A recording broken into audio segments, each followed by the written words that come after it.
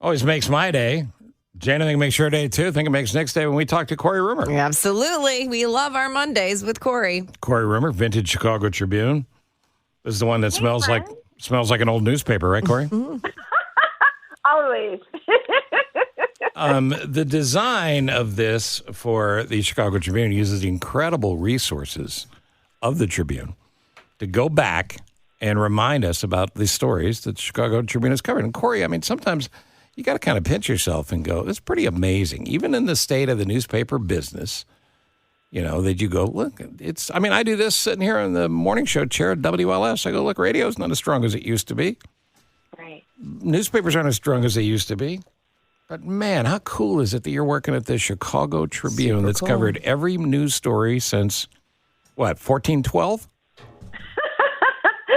1847, 176 years. Yeah, I pinch myself. It's really incredible that we have the resources and that they've survived this long. And it's pretty awesome to be able to go back into the archive and pull out things that people reported on, decades, a century ago, whatever. Yeah. I love it. That's why I'm still here, and I'm so excited that I get to talk to you guys every Monday. Wow, you're the best. And, of course, Rick Kogan covered all those stories. Yeah. Yes, he did. All the way back. All the way back to the beginning. All right, you're going to do another quiz here. Jump in.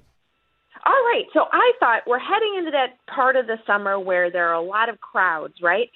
Soldier Field tweeted yesterday, hey, we had 73,000 people for the Ed Sheeran concert. And then this upcoming weekend, we have Lollapalooza that's going to bring 100,000 people a day into Grant Park. So I thought we'd take a look back at some of the biggest crowds in the city's history. So I thought I'd quiz you just a little bit on that. Okay. So, yeah, I tried to make it easy. Okay.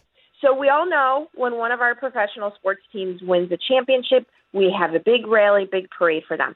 But that wasn't the case for the Chicago Bears after they won Super Bowl 20 in 1986. Why did people stay home? Okay, here are the answers. A, the parade was postponed. B, the weather was frigid. Or C, some of the team's best players decided to skip it. Or D, all of the above. What do you guys think? I think it had to be the weather. I remember it being like crazy cold. Yep. And a little snowy, too. You going weather, Nick? Weather, yeah. All right, we go weather. Okay, it was actually all of those things combined. All of the above? They postponed it because of the weather, and then people probably couldn't do the second date. But I didn't know there were some players that bailed. Were they still sobering up? Yeah. This is the fun part about looking back and reading the stories. I didn't realize back then the Pro Bowl happened after the Super Bowl. Oh, that's right. And so all the best, 8 of the team's best players were Honolulu bound. So they didn't even come back to Chicago after the Super Bowl. And yes, the weather led to postponed flight. So I feel bad for we said 500,000 people showed up, which is still a lot of people, but they didn't get to see the players because the players were so cold. They stayed on the vans. They didn't even want to come outside. Yeah, I remember that. Yeah. All right, talk to us about the Cubs. Okay, the Cubs. Were you there on November 4th, 2016 for that parade, that rally? Yes, I was there. I was at a podiatrist. You had band practice. I don't know where I was. Yeah, I didn't want to miss it. Yeah, I was the same, Jane. And thankfully it went right by Tribune Tower, and so we were able just to step outside and join the sea of humanity. Yep. How many people did officials say showed up for that event? Was it A, 1 million, B, 2 million, C, 5 million? What do you think? These type of questions always go in the middle. 2 million. Yeah, I think 2 million as well. Middle. It's like when you go to a baseball game and they're like, what is the attendance? Yeah, what's the today? attendance? You go in the middle. Yeah. I usually take the middle one too. It's a safe bet. But in this case, it was C. People, they say 5 million. No. 5 million people? That's Cubs BS. There was no way there were 5 million people. I mean, the population of the city isn't 5 million, is it? No, it isn't. Jane, you hit it on the head right there.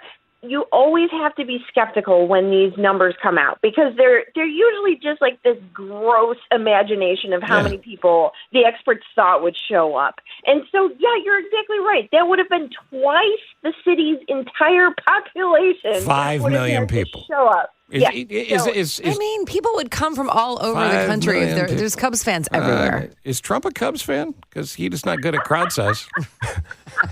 May have gotten it wrong. All right. What about maybe not a sports thing? Absolutely. So big crowds aren't just for athletes. There have been other times in Chicago's history that people have showed up. So which of the following brought millions of people into the city? Was it A, the Apollo 11 astronauts, B, General Douglas MacArthur, or C, both? You know, kids, before there was an internet, there was a thing called ticker tape parades, and there were these parades for American heroes because you couldn't see them online. You actually had to leave your house.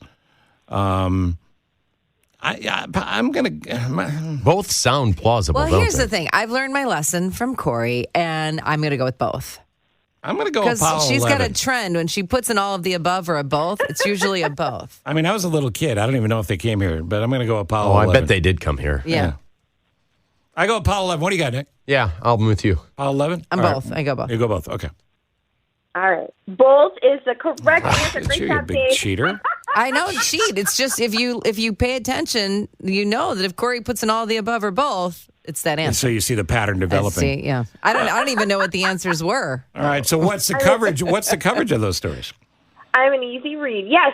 So the Apollo 11 astronauts apparently brought 3 million people into the city of Chicago. There you go. And then MacArthur talking, 2 million people. So those are the second and third most Wow. giant crowds in Chicago history, according to the estimates that we ran in the Tribune, which, of course, were probably given to us by people who wanted the estimates to be large. So they're probably incorrect. Now, does that? I'm just curious. Does that include? Because when the Olympics did not end up coming here, I thought it was a lock, and I said on the air in a previous place that if the Olympics don't come here, I will swim in a kiddie pool on Michigan Avenue in like a deep sea diving suit. And when it didn't happen, You had to do it. I had to do it. And I think we must have had 5-6 million people out there watching that. You see, there you go. I'm sure, at least, right? Oh, I'm being told it was 5. No, I 5 actually people. think you're incorrect. It might have been more like 7. Oh, it's 7? Yeah. Well, I'm not like the Cubs. I don't make numbers up.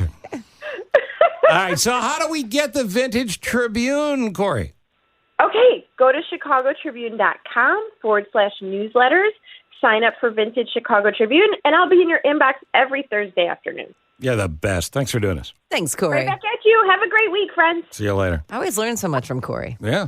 Well, there's a bunch of stuff in there I didn't know. And things to think about, too. And when you get the newsletter, then you could read the full story, the backstory. And then you can go and quiz your friends and make them feel like they're not as smart as you. That's right. Yeah.